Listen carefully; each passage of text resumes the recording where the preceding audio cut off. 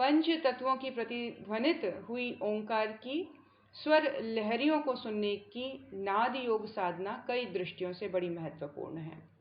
पंच तत्वों की प्रतिध्वनि हुई ओंकार की स्वर लहरियों को सुनने की और नाद योग साधना कई दृष्टि से महत्वपूर्ण है। इसका एक सिग्निफिकेंस नहीं है, एक इम्पॉर्टेंस नहीं है, इसके कई इंपॉर्टेंट एस्पेक्ट्स हैं। गुरुदेव बता रहे हैं, प्रथम तो इस दिव्य संगीत के सुनने में इतना आनंद आता है जितना किसी मधुर से मधुर वाद्य या गायन सुनने में नहीं आता। ये गुरुदेव कह रहे हैं कि इतना प्योर जो साउंड है वो हमने कभी नहीं सुना होता है, और इसको सुनने के बाद संसार के सभी जो रस हैं वो फीके लगने लग जाते हैं। इसमें जो आनंद है वो संसार की किसी भी वस्तु में, किसी भी वाद्य में, किसी भी संगीत में नहीं होता। इतना रस उस नाद को सुनकर मिलता है। दूसरे, इस नाद श्रवण से मानसिक तंतुओं का प्रस्फुटन होता है। जो हमारे न्यूरॉन्स होते हैं वो नए तरीके से आने शुरू हो जाते हैं, और भी नए न्यूरॉन्स डेवलप होने लग जाते हैं ब्रेन में इस ध्वनि के श्रवण मात्र से। तंतुओं, नए मानसिक तंतुओं का प्रस्फुटन होना शुरू हो जाता है, क्रिएशन होना शुरू हो जाता है। सर्प जब संगीत सुनता है तो उसकी नाड़ी में एक विद्युत लहर प्रवाहित होती है। मृग का मस्तिष्क मधुर संगीत सुनकर इतना उत्साहित हो जाता है कि उसे तन बदन का होश नहीं रहता। यूरोप में गायें दुहते समय मधुर बाजे बजाए जाते हैं, जिससे उनका स्नायु समूह उत्तेजित होकर अधिक मात्रा में दूध उत्पन्न करता है। नाद का दिव्य संगीत सुनकर मानव मस्तिष्क में भी ऐसी स्फुरना होती है जिसके कारण अनेक गुप्त मानसिक शक्तियां विकसित होती हैं। इस प्रकार भौतिक और आत्मिक दोनों ही दिशाओं में गति होने लग जाती है। इस नाद का इम्पैक्ट गुरुदेव बता रहे हैं कई तरह से होता है। एक तो ये कि इससे आनंद, जो दिव्य आनंद की अनुभूति साधक को होती है, वो उसको जगत में कहीं नहीं मिलती, ऐसा आनंद उसको कहीं नहीं मिलता। दूसरा, न्यूरॉन्स के क्रिएशन की बात बता रहे हैं गुरुदेव की ब्रेन में नए तंतु प्रस्फुटित होना शुरू हो जाते हैं, और इस तरह के जो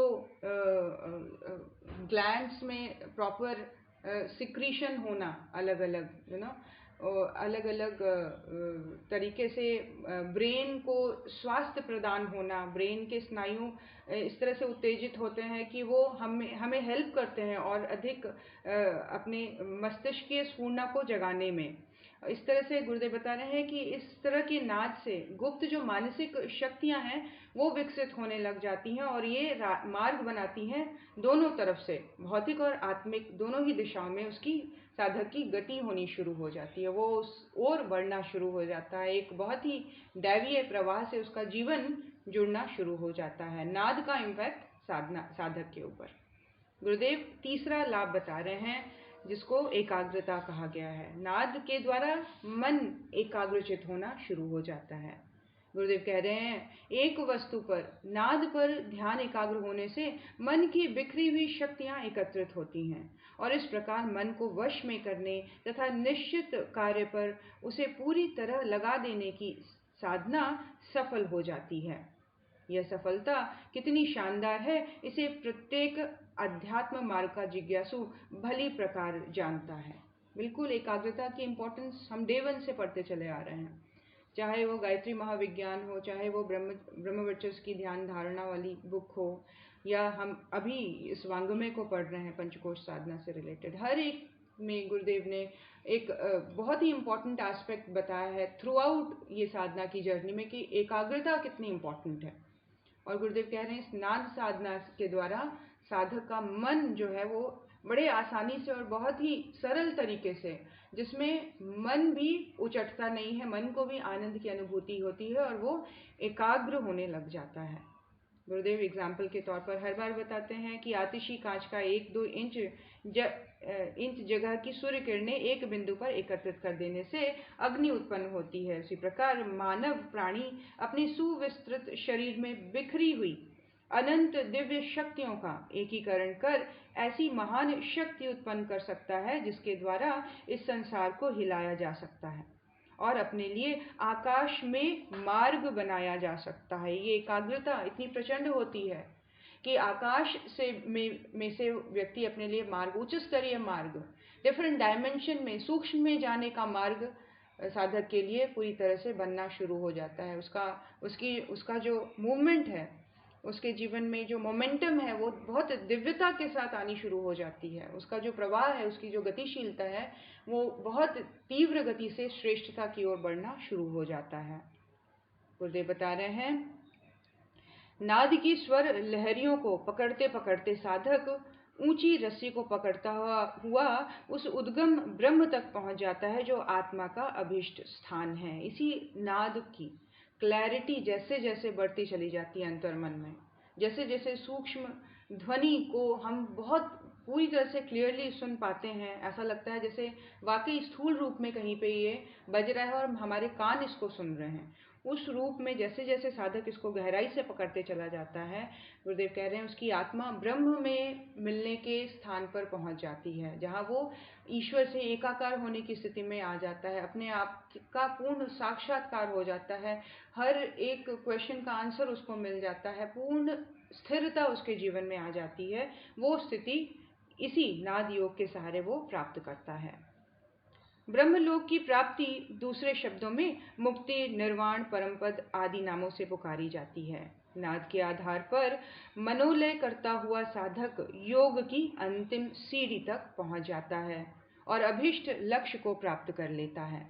नाद का अभ्यास किस प्रकार करना चाहिए, अब इस पर कुछ प्रकाश डालते हैं। अभी तक गुरुदेव ने इम्पोर्टेंस बताया, मन में एक भूमिका बांधी कि हम इस चीज़ के लिए तत्पर हो जाएं, इसके लिए तैयार हो जाएं। इतनी बड़ी घटना जीवन में अगर घटती है तो इसका स्वाद क्यों नहीं चखा जाए। इतनी बड़ी चीज़, जब इतने बड़े एफिशिएंट मास्टर आज हमें बता रहा है, इतना बड़ा गाइड हमें बता रहा है, इतना सक्षम, इतना सबल, स्वयं ईश्वरीय चेतना हमें अगर इतने बड़े साइंस को समझा रही है, तो हम इसको एक्सपीरियंस करने के लिए ओपन हो जाएं।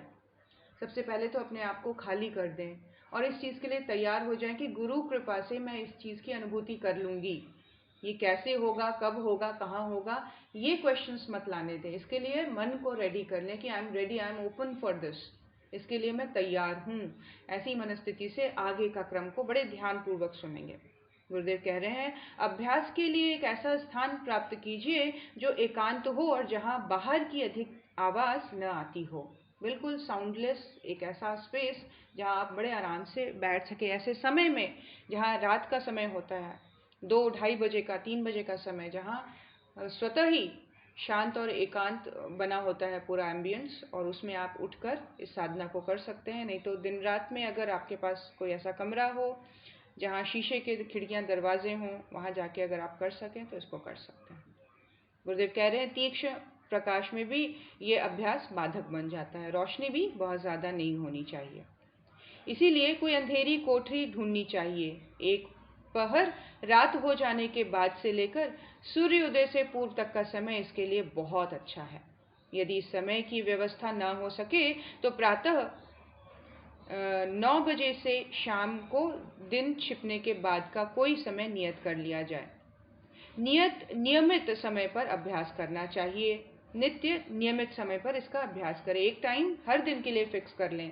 रात के 8 बजे फ्री हो जाते हैं, 9 बजे फ्री हो जाते हैं, उसके बाद अगर फ्री हैं, क्योंकि खाना खाने के भी तुरंत बाद इस प्रोसेस को नहीं किया जा सकता। शरीर का खाली होना और शरीर का हल्का होना बहुत ज़रूरी है। इसीलिए खान पान का ध्यान रखते हुए अपना समय निश्चित कर लें और उसी समय में नियमित तरीके से बैठना शुरू कर दें। अपने नियत कमरे में एक आसन या आराम कुर्सी बिछाकर बैठ जाएं। आसन पर बैठे तो पीठ पीछे कोई मस्कन या कपड़े की गठरी आदि सराहना जैसी कोई चीज़ यह भी ना हो तो अपना आसन एक कोने में लगाओ। जिस प्रकार शरीर को आराम मिले उस तरह बैठ जाओ और अपने शरीर को ढीला छोड़ने का प्रयत्न करो। एकांत स्थान, शांत स्थान, नित्य नियमित समय और शरीर को इस तरह से बैठाना कि कहीं भी आपको एफर्ट लगाना ना पड़े, आप उसको बिल्कुल ढीला छोड़ सकें। दीवार का सहारा लेकर, इस तरह से इजी चेयर पे बैठकर, सोफे पे बैठकर, या किसी भी ऐसी स्थिति में बैठे जहां आप कॉन्शियसली अलर्ट ना हो, बॉडी को लेकर छोड़ देने वाला, ढीला कर देने वाली स्थिति बन जाए, ऐसी स्थिति में बैठना है। गुरुदेव आगे बता रहे हैं, बड़े ध्यान से सुनेंगे। भावना करो कि मेरा शरीर रुई का ढेर मात्र है और मैं इस समय इसे पूरी तरह स्वतंत्र छोड़ रहा हूँ। शरीर को रुई का ढेर और मन को आज्ञा दे दी कि शरीर को पूरी तरह से स्वतंत्र छोड़ दो, पूरी तरह से ढीला छोड़ दो। थोड़ी ही देर में शरीर बिल्कुल ढीला हो जाएगा और अपना भार अपने आप न सहकर इधर उधर लुढ़कने लगेगा। आराम कुर्सी, मस्कंद या दीवार का सहारा ले लेने से शरीर ठीक प्रकार अपने स्थान पर बना रहेगा। साफ रुई की मुलायम सी 2 डांटे बनाकर उसे कान में लगाओ। इसकी प्रिपरेशन पहले ही कर लेनी है कि कान में कोई साउंड अगर कहीं होती भी है, कहीं कुछ गिरने की, कहीं टकराने की कोई आवाज़, चूहे बिल्ली के दौड़ने की रात को आवाज़ आ जाती है कई बार, वो भी कान के अंदर ना जाए। तो इसके लिए कोई एक ऐसी ईयरबड जैसी कोई चीज़ या बर्ड्स जो मिलते हैं कान को बंद करने के लिए, वो मेडिकल स्टोर में मिलते हैं, बहुत सही मिलते हैं, बहुत सॉफ्ट होते हैं और उसको लगाने के बाद बिल्कुल एक आवाज़ नहीं कान के अंदर आती। तो ऐसी कोई तैयारी पहले से ही कर लेंगे कि कान में इस तरह की चीज़ों को डालने के बाद शरीर को बिल्कुल ढीला ढाला और बिल्कुल शांत एकांत जगह पे बैठ के ये प्रोसेस करना है। गुरुदेव कह रहे हैं अब बाहर की कोई आवाज़ तुम्हें सुनाई ना पड़ेगी। यदि पड़े भी तो उस ओर ध्यान हटाकर अपने मूर्धा स्थान पर ध्यान को ले जाओ। वहाँ जो शब्द हो रहे हैं उसे ध्यान पूर्वक सुनने का प्रयास करो। मूर्धा, जब हम तालू के स्ट्रेट ऊपर, बिल्कुल मस्तिष्क के मध्य वाला स्थान है ना, जहाँ बच्चे का वो स्थान, जब जन्म लेता है बच्चा तो वो स्थान बड़ा ही सॉफ्ट मुलायम रहता है और बहुत दिन लगते हैं उसको परिपक्व होने में, ये वो स्थान है। तो मूर्धा वाले स्थान में गुरुदेव कह रहे हैं ध्यान लगाने का प्रयास करो, जो जहाँ से तुम्हें कुछ ही दिन के प्रैक्टिस के बाद कुछ आवाज़ सुनाई देनी पड़ने लग जाएगी। वहाँ पे अपना पूरा ध्यान और वहाँ सुनने का फोकस करना है। कानों से सुनने का फोकस नहीं करें, बिल्कुल इंद्रियों को शांत कर लेने के बाद मन को एकाग्र करके सूक्ष्म ध्वनि के ऊपर फोकस करना है। गुरुदेव कह रहे हैं ध्यान पूर्वक सुनने का प्रयास करें। आरंभ में शायद कुछ भी सुनाई ना पड़े, पर 2-4 दिन प्रयत्न करने के बाद जैसे जैसे सूक्ष्म कर्णेंद्रिय निर्मल होती जाएगी, वैसे शब्दों की स्पष्टता बढ़ती चली जाएगी। इसके लिए जो स्थूल कर्ण है उसको शांत करना पड़ेगा, उसमें कोई आवाज़ ना जाए, इसकी तैयारी कर ली। शरीर पूरी तरह से स्थिर रहे, इसकी जो अवेयरनेस है, इसकी जो फीलिंग है बॉडी में होने की, इसको पूरी तरह से डेड कर देना है और इसको बिल्कुल एक रुई की गठरी के समान एक आकार, उस आकार में बिल्कुल जिससे आपका कोई लेना देना नहीं है, आपकी कोई अटैचमेंट नहीं रह गई है भावनात्मक रूप से, उस लेवल पर ले जाने के बाद कर्ण को बिल्कुल सूक्ष्म लेवल पर सुनने के प्रयास करने के बाद गुरुदेव कह रहे हैं वो ध्वनियाँ धीरे धीरे आपको सुनाई देने लग जाएंगी। बड़े ध्यान से सुने।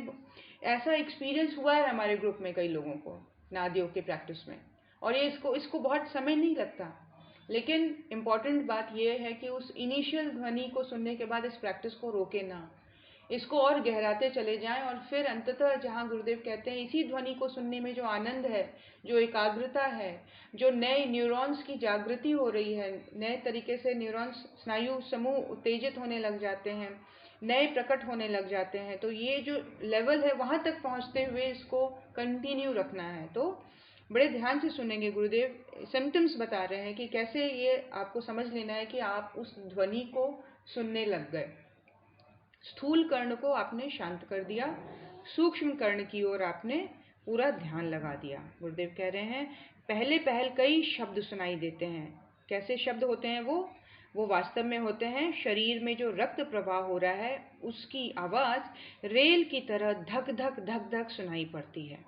जो ब्लड फ्लो हो रहा है उसकी आवाज़ इनिशियली सुनाई देगी, क्योंकि हम पहली बार बैठे हैं, सुन रहे हैं कुछ बॉडी के अंदर हो रहा है, तो इनिशियली एक मोटे लेवल पर, स्थूल लेवल पर जो एक्टिविटी बॉडी में हो रही है वो सुनाई देती है। तो इसके लिए ब्लड का जो फ्लो है वो रेलगाड़ी की धक धक करती हुई जैसी आवाज़ की तरह वो सुनाई देगी। वायु जो हमारे कान के अंदर प्रवेश कर रहे हैं उसकी आवाज़ कई बार बादल गरजने के तौर पर सुनाई देने लग जाती है। वायु का जो आना जाना है कानों के थ्रू वो बादल गरजने जैसी सुनाई देने लग जाती है उसकी धुन। रसों के पकने और उसके आगे की ओर गति करने की आवाज़ चटकने की सी होती है। यह 3 प्रकार के शब्द शरीर की क्रियाओं द्वारा उत्पन्न हो रहे हैं, जो जूसेस सिक्रीट हो रही हैं, उसकी भी साउंड सुनाई देने लग जाएगा। चटकने, जैसे कोई चीज़ चटकती है तो कैसे आवाज़ होती है, वास्तव में वो हमारे ग्लैंड्स जो हॉर्मोन्स को सिक्रीट कर रहे हैं उसकी आवाज़ है। तो ये जो बहुत ही सूक्ष्म स्थूल ध्वनि है जिसको हमने इतनी शोर में कभी सुना नहीं, इनिशियली वही सुनाई देते हैं। आगे चलकर गुरुदेव बता रहे हैं ये जो 3 प्रकार के शब्द हमें सुनाई दिए, ये क्रियाओं के द्वारा उत्पन्न हो रहे हैं। जो हमारी बॉडी में क्रियाशीलता बनी हुई है, गतिशीलता बनी हुई है, जो फंक्शंस हो रहे हैं, उसकी वजह से ये साउंड हमें इनिशियल स्टेज पे सुनाई देते हैं। गुरुदेव कह रहे हैं इसी प्रकार 2 प्रकार के शब्द मानसिक क्रियाओं के हैं। कैसे? मन में चंचलता की लहरें उठती हैं, वे मानस तंतुओं पर टकराकर ऐसे शब्द करती हैं मानो टिन के ऊपर मेह बरस रहा हो। बड़े ध्यान से सुनेंगे। पहले फिजिकल जो क्रम फंक्शंस चल रहे हैं बॉडी में वो हमें सुनाई दिया, ब्लड का फ्लो सुनाई दिया, हार्मोन्स का सिक्रीट होना सुनाई दिया, कानों के अंदर से हवा गुजरना सुनाई दिया। अब मन की चंचलता हमें सुनाई देगी विचारों के टकराहट के रूप में। जब मानस तंतुओं के साथ, है ना, न्यूरॉन्स के साथ जब थॉट्स में आदान प्रदान का क्रम चलता है तो कैसी शब्द होते हैं? गुरुदेव कह रहे हैं जो टिन की सतह के ऊपर अगर शहद का एक बूंद गिरे तो कैसी आवाज़ होगी, ठीक वैसी आवाज़ तंतुओं में से हमें सुनाई देने लग जाते हैं। ये हमारे जो विचार हैं, शब्द जो है मानसिक तंतुओं के साथ टकराकर ऐसे शब्दों का गुंजन कर रहे हैं। ये जब मानसिक बाह्य ज्ञान को ग्रहण करके अपने में धारण करता है तो ऐसा मालूम होता है मानो कोई प्राणी सांस ले रहा हो। ये 2 तरह के साउंड, एक टिन के ऊपर शहद के टपकने का जो साउंड होता है वो, और दूसरा ये मानो टिन के ऊपर मेह बरस रहा हो। और जब मस्तिष्क बाह्य ज्ञान को ग्रहण करके अपने में धारण करता है तो ऐसा मालूम होता है मानो कोई प्राणी सांस ले रहा हो। ये भी विचारना से रिलेटेड है कि अगर अंतर्मन किसी ज्ञान को आत्मसात कर रहा है, अपने अंदर लेने का प्रैक्टिस कर रहा है, वो प्रयास कर रहा है, तो वो प्रयास की जो ध्वनि है उसको ये सूक्ष्म कण कैसे सुनाई देते हैं कि जैसे कोई प्राणी सांस ले रहा हो। उसकी सांस लेने की जो ध्वनि है वो इस तरह से उसको सुनाई देगी। एक्चुअली वो सांस की ध्वनि नहीं है, वो ज्ञान को ग्रहण करने का प्रयास कर रहा है। वो अपने आप को फोकस्ड करके किसी चीज़ को एब्जॉर्ब करने का प्रयास कर रहा है। इस एब्जॉर्बेशन वाले प्रोसेस को, इस एब्जॉर्बेशन के प्रोसेस को वो सांस लेने की ध्वनि के थ्रू वो सुनता है।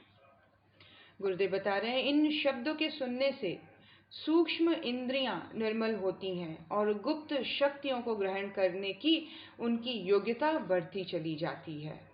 ये शब्द जैसे जैसे हमारे अंदर क्लियर होते चले जाएंगे वैसे वैसे हमारी सूक्ष्म जो इंद्रियां हैं, जो हमारी इंद्रियों की तन्मात्राएं हैं, वो बहुत स्ट्रांग होती चली जाएंगी, इंद्रियां निर्मल होती चली जाएंगी और साधक के अंतर्मन में गुप्त शक्तियां ग्रहण होती चली जाएंगी, जागृत होती चली जाएंगी और उसकी सूक्ष्म योग्यताएं बढ़ती चली जाएंगी।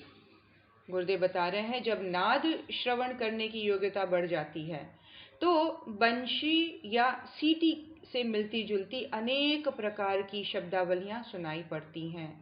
ये इनिशियल स्टेज जहां हमारी सूक्ष्म इंद्रिय जो है वो स्टेबल हो रही है, स्ट्रांग हो रही है और नाद को सुनने योग्य बन रही है। ये इनिशियल स्टेज गुरुदेव ने बताया जहां हम फिजिकल फंक्शन जो हमारी बॉडी में चल रही हैं अलग, उसको सुनते हैं, फिर थॉट्स को हम सुनने लग जाते हैं, विचारों को ग्रहण करने को हम सुनने लग जाते हैं सांस की ध्वनि के समान, और तंतुओं की जो विचारों के साथ टकराहट है वो टिन के ऊपर शहद के टपकने की सी आवाज़ के रूप में। इसका मतलब है कि हमारी जो इंद्रियां हैं वो स्वच्छ निर्मल हो रही हैं और सूक्ष्म को सुनने लायक बनती चली जा रही हैं। अब बारी आती है नाद श्रवण की। जो वास्तविक नाद है उसको श्रवण करने के लिए अब हमारी इंद्रियां कैपेबल हो गई हैं, उनमें ये एबिलिटी आ गई है कि उस सूक्ष्म ध्वनि को सुन पाएं। और इसकी शुरुआत, सूक्ष्म नाद की शुरुआत कैसे सुन रहे हैं वो नाद श्रवण को इनिशियली बंशी या सीटी के रूप में उनको सुनाई दे रही है, ऐसे जैसे दूर कोई बंसी बजा रहा हो या कोई सीटी की ध्वनि उसके कान में आ रही है। बहुत दिनों से बिछड़े हुए बच्चे को यदि उसकी माता की गोद में पहुंचाया जाता है तो वह आनंद से विभोर हो जाता है। ऐसा ही आनंद सुनने वाले को आने लगता है। इनिशियली ये बंसी की आवाज़, ये सीटी की आवाज़ अंतर मन को ऐसे मन में आत्मीयता या मन में जो बिछड़े हुए थे बहुत दिनों के बाद मिल गए, कोई बहुत दिनों का आत्मीय गहरा संबंध दोबारा से मिल गया, ऐसा एहसास, ऐसा आनंद साधक को अंतर्मन में महसूस होने लग जाता है। परम आनंद की स्थिति, जैसे उसके आंख से अनायास ही आंसू निकलने लग जाएंगे, उसका कोई बहुत प्रिय बिछड़ा हुआ उसको मिल गया, ऐसी सूक्ष्म अनुभूति उसके मन में जागृत होने लग जाएगी। जिन सूक्ष्म ध्वनियों को आज वह सुन रहा है, वास्तव में यह उसी तत्व के निकट से आ रही है जहाँ से कि आत्मा और परमात्मा का विलगाव हुआ और जहाँ पहुंचकर दोनों फिर से एक हो गए। बहुत ही, जिसको कहा जाए, बहुत ही टचिंग ये मोमेंट है जहाँ ये उस अलग होने की अनुभूति करा देता है कि ये वही साउंड है जहाँ से जो मैंने तब सुना था जब मैं उस महाज्योति से, उस महाप्रकाश से अलग हुई थी।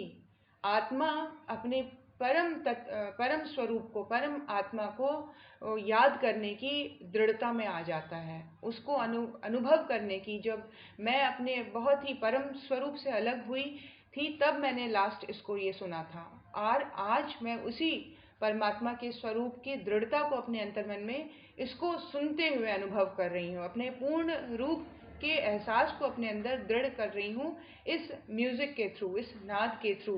वो एक हो जाने का, उस पिता से मिल जाने का, उस बिछड़े हुए समय के अंत हो जाने का एहसास अंतर्मन में दृढ़ होता चला जाता है। वो क्लैरिटी आती चली जाती है, अपना आत्म स्वरूप दृढ़ होता चला जाता है, अपने परमात्मा से मिलने का जो भाव है वो बहुत क्लियर हो जाता है और एकदम से अखंड आनंद की स्थिति साधक को मिल जाती है।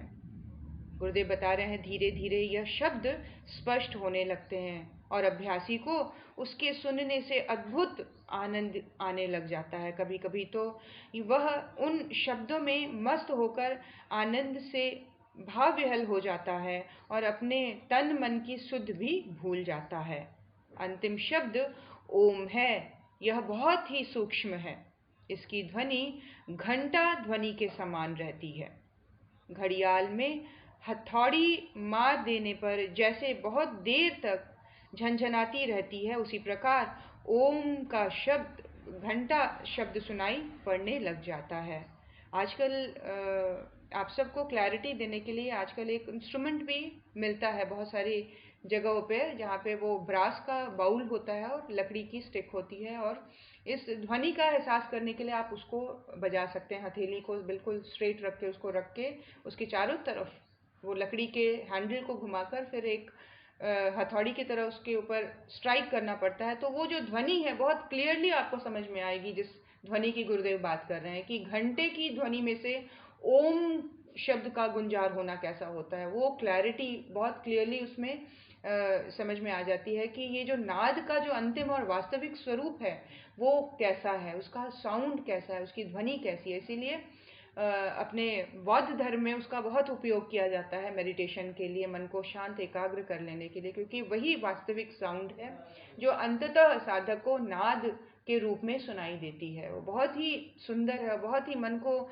एकाग्र और आकर्षित कर देने वाला साउंड है। वो घंटे के रूप में ओंकार ध्वनि की सुनाई देना, ये नाद का पूर्ण रूप है, अपने आप में कंप्लीट हो जाना। जो हम ईश्वर के गुंजायमान शब्द ब्रह्म को जो हम सुनना चाह रहे हैं, उसी की आकृति गुरुदेव यहाँ हमें समझा रहे हैं। ध्वनि गुरुदेव बता रहे हैं ओंकार ध्वनि जब सुनाई पड़ने लगती है तो निद्रा, तंद्रा या बेहोशी जैसी स्थिति उत्पन्न होती है।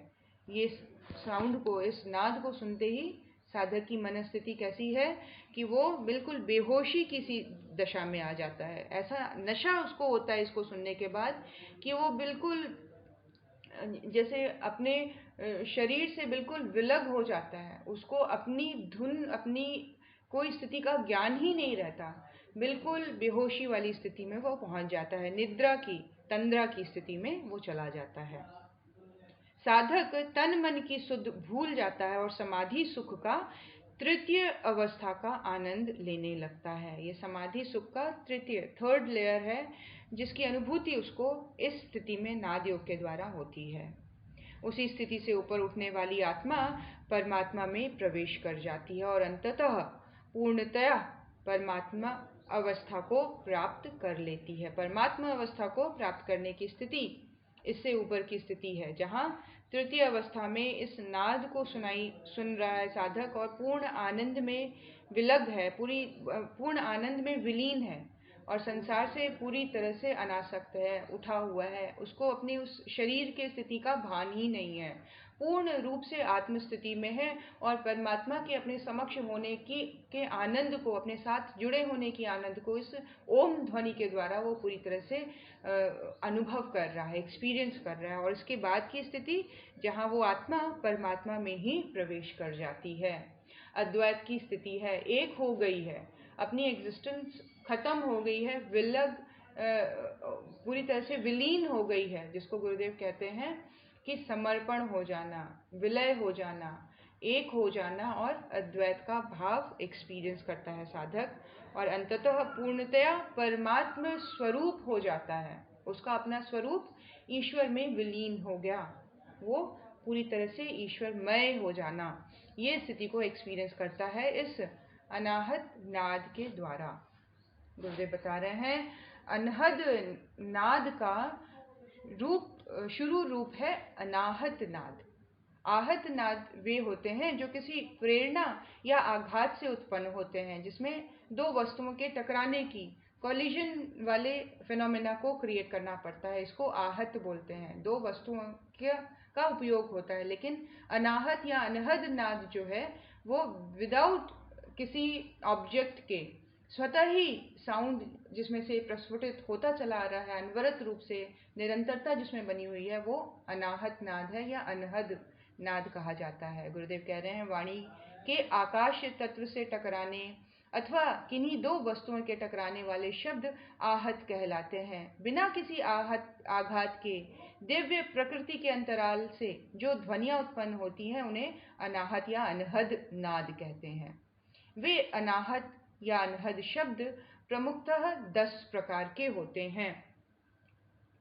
गुरुदेव आगे की बात बता रहे हैं किस प्रकार से इसी नाद को और क्लियरली समझा जाए कि हमने अभी जो अनहद नाद को एक्सपीरियंस किया ओंकार के रूप में, ये नाद के डिफरेंट लेयर्स हैं। इस नाद को डिफरेंट तरीके से स्थूल और सूक्ष्म रूप से समझा या देखा जा सकता है। गुरुदेव कह रहे हैं जो अनहद नाद है, जिसके लिए किसी भी वस्तुओं का सहारा लेना नहीं पड़ता, कोई प्रकृति में किसी घटना के घटित होने का इंतजार नहीं करना पड़ता, ऐसे नाद को 10 प्रकार में विभक्त किया गया है। इसके नाम अलग अलग हैं, जैसे संहारक, पालक, सृजक, सहस्त्रदल, आनंद मंडल, चिदानंद, सच्चिदानंद, अखंड, अगम, अलख। इनकी ध्वनियां क्रमशः पाजेब, झंकार की सी, सागर की लहर की सी और बुलबुल की सी होती है। ये जो अनहद शब्द हैं 10 प्रकार के, ये कानों को सुनाई कैसे देते हैं? तो पायल की जो झनकार है, पाजेब की, और जो सागर में जो लहरें उठ रही हैं उनकी आवाज़, और जो बुलबुल की जो आवाज़ होती है वो आवाज़ इनसे मैच करती है, इन नाद से, अनहद नाद शब्दों से इस तरह के उनकी आवाज़ होती है। गुरुदेव कह रहे हैं जैसे अनेक रेडियो स्टेशन से एक ही समय में अनेक प्रोग्राम्स ब्रॉडकास्ट होते हैं, वैसे ही अनेक प्रकार के अनाहत शब्द भी प्रस्फुटित होते रहते हैं। प्रकृति में से भी इस तरह के अनेक प्रकार के शब्द ब्रॉडकास्ट होते रहते हैं। उनके कारण, उनके उपयोग और उनके रहस्य अमुक प्रकार के हैं। ये जो अनहद नाद है, हो सकता है साधक को ध्यान के द्वारा, नाद की प्रैक्टिस के द्वारा इस तरह के शब्द सुनाई दें, तो इसका क्या मतलब है, इसका आशय क्या है, गुरुदेव बता रहे हैं। बड़े ध्यानपूर्वक सुने। गुरुदेव बता रहे हैं 64 अनाहत अब तक गिने गए हैं, पर उन्हें सुन सकना हर किसी के लिए संभव नहीं है। जिसकी आत्मिक शक्ति जितनी प्रबल और ऊंची होगी, वे उतने ही सूक्ष्म शब्दों को सुनने सुनेंगे, पर उपरोक्त 10 शब्द सामान्य आत्मबल वाले भी आसानी से सुन सकते हैं। 64 गुरुदेव बोल रहे हैं प्रकार के अनाहत नाद प्रकृति में है, लेकिन बहुत प्रबल जो आत्मिक बल चाहिए उनको सुनने के लिए। एक साधारण मनस्थिति के लोग जो है वो ऊपर जो बताए गए 10 अनाहत नाद हैं या अनाहत शब्द हैं उनको सुन सकते हैं। उपरोक्त 10 शब्द सामान्य आत्मबल वाले आसानी से सुन सकते हैं। ये अनहद शब्द सूक्ष्म लोगों की दिव्य भावना है। ये वास्तव में क्या है? ये सूक्ष्म लोग से आ रही दिव्य भावनाओं का प्रवाह है। सूक्ष्म जगत में किसी स्थान पर क्या हो रहा है, किसी प्रयोजनों के लिए कहाँ क्या आयोजन हो रहा है, इस प्रकार के गुप्त रहस्य इन शब्दों द्वारा जाने जा सकते हैं। कौन साधक किस ध्वनि को अधिक स्पष्ट और किस ध्वनि को मंद सुनेगा, यह उसकी अपनी मनोभूमि की विशेषता पर निर्भर करता है। अनहद नाद एक बिना तार की दैवीय संदेश प्रणाली है। साधक इसे जानकर सब कुछ जान सकता है। एक मैसेजिंग सिस्टम है जो अंतरिक्ष के द्वारा क्रिएट हुई है, और ये सूक्ष्म जगत से साधक तक कुछ संदेशों को पहुंचाने का कार्य कर रही है। अंतर मन की जागृति के साथ साधना के परिपक्व होते होते अंतर मन और निर्मल स्वच्छ होता चला जाएगा। आत्मा में ईश्वर का प्रकाश जितना फैलता चला जाएगा, जितना गुरु की कृपा उसमें प्रविष्ट होती चली जाएगी, जितना हम स्पेस उस चीज़ के लिए क्रिएट करते चले जाएंगे, जितना हम अंतर मन को खाली रखेंगे, उतने ही स्पष्ट तरीके से, उतने ही क्लियरली इस सूक्ष्म संदेश को हम बड़े आराम से सुन पाएंगे। हम अपने और औरों के और देश के और राष्ट्र के, समस्त विश्व के भूत को, भविष्य को और वर्तमान को बहुत क्लियरली समझ और जान पाएंगे। ये जो हो रही है परिस्थिति, ये क्यों हो रही है, इसका सिग्निफिकेंस क्या है, इसका इम्पोर्टेंस क्या है, इस समय में हमें क्या करना चाहिए, भविष्य में इसका इम्पैक्ट क्या होगा, ये क्लैरिटी अंतर्मन में स्वतः ही साधक के आनी शुरू हो जाती है। इसको किसी से पूछना या जानने की आवश्यकता नहीं है, सिर्फ अपने अंतर्मन में ध्यानस्थ हो जाने की, अपने मूल स्वरूप की ओर जर्नी को स्टार्ट करने की आवश्यकता है। ये अंतर्मन का जितना स्वच्छ हो जाना, बाहर से अपने आप को जितना हम रोक लें, बाहर देखने की वृत्तियों को जितना हम शांत कर लें, बाहर के लेवल पर हम जितनी दौड़ भाग को शांत कर दें, शरीर को संतुष्ट करने में, शरीर को घुमाने में, शरीर को दिखाने में, शरीर को सुलाने में, शरीर को लग्जरी अनुभव करवाने में, शरीर को आनंद की अनुभूति देने को हम जितना रिस्ट्रिक्ट करते चले जाएंगे, उतना हम सूक्ष्म की तरफ आवृत होते चले जाएंगे, उतनी ही क्लैरिटी बढ़ती चली जाएगी, उतनी ही ये जो नाद है प्रकृति में अनवरत रूप से बह रहे प्रवाह से हम जुड़ते चले जाएंगे, और अंततः उस सूक्ष्म जगत में हम अपने ही मूल स्वरूप से, अपने ही सोर्स के साथ हम जुड़ते, एकात्म होते, अद्वैत को एक्सपीरियंस करते चले जाएंगे। गुरुदेव कह रहे हैं जैसे जैसे अंतर्मन क्लियर होता चला जाएगा, उसी लेवल पर हमारी जो विशेष मनोभूमि बनती चली जाएगी, और वो ध्वनि और अधिक स्पष्ट और अधिक क्लियर होती चली जाएगी। गुरुदेव कह रहे हैं ये जो अनहद नाद है, ये बिना तार का दैवीय संदेश हम सब के लिए प्रसारित हुआ है। इसको हम कितना जल्दी, कितना क्लियरली कैच कर लें, ये हमारे ऊपर डिपेंड करता है। साधक इसे जानकर सब कुछ जान जाता है। इसको सुन लेने के बाद, इसको समझ लेने के बाद, इसको ग्रहण करने के बाद कुछ भी शेष नहीं रह जाता। आइए गुरु सत्ता के चरणों में नमन करें, उनके चरणों को पकड़ लें, उनके चरणों को अपने अश्रुओं से धो दें आज इस प्रार्थना के द्वारा, इस आग्रह के द्वारा कि गुरु सत्ता हमारे अंतर्मन को निर्मल कर दो, हमारी वृत्तियों को शांत कर दो, हमारे नई वृत्तियों का जागरण हो, हम आपकी ओर बढ़ें, हम आप में विलीन हो जाएं, हमारी वृत्तियां आपकी ओर अग्रसर होते चले जाएं, हम उत्कृष्टता की ओर बढ़ते चले जाएं, हम श्रेष्ठता की ओर बढ़ते चले जाएं, हम प्रेजेंट में आ जाएं, वर्तमान में जिएं, हम पूरी तरह से अलर्ट अवेयरनेस के साथ जिएं, और वो कृपा हो जाए आपकी कि अंतर्मन की समस्त वृत्तियां अंतर्मन में विलीन होती चली जाएं, आत्मस्वरूप में विलीन होती चली जाएं, और हम भी इस नाद को एक्सपीरियंस करें, हम आपके उस दिव्य अलौकिक स्वरूप की आभा को हम देख पाएं, हम आपके वास्तविक स्वरूप को जान पाएं, हम किससे जुड़े हुए हैं, हमारा जो परम सौभाग्य है उसको हम पूरी तरह से अनुभव कर पाएं। ऐसा गहन प्रार्थना गुरु सत्ता के चरणों में नमन वंदन। ओम नमो स्वनंताय सहस्त्रमूर्तये सहस्रपादाक्ष शिरोरुबाहवे सहस्रनाम्ने पुरुषाय शाश्वते सहस्रकोटियुगधारिणे नमः सहस्रकोटियुगधारिणे नमः। ओम श्री गुरुदेवाय नमः। माता